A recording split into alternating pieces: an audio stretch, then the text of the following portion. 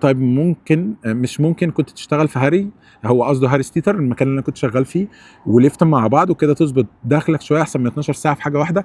انا مش بحب ان انا، لان انا هاخد وقت عشان اروح الشغلانه، فهركب مواصلات من هنا، بس المايك شغال، فهركب مواصلات من هنا اروح بيها الشغل، مش مواصلات يعني العربيه، وهروح الشغل، فهناخد مثلا نص ساعه ربع ساعه خلاص، واروح ابتدي الشغل، وبعد كده هاخد بريك، وبعد كده ارجع اشتغل تاني، وبعد كده اخلص، وبعد كده انزل اشتغل العربيه. انا اشتغل في شغلانه واحده دايركت احسن بكتير.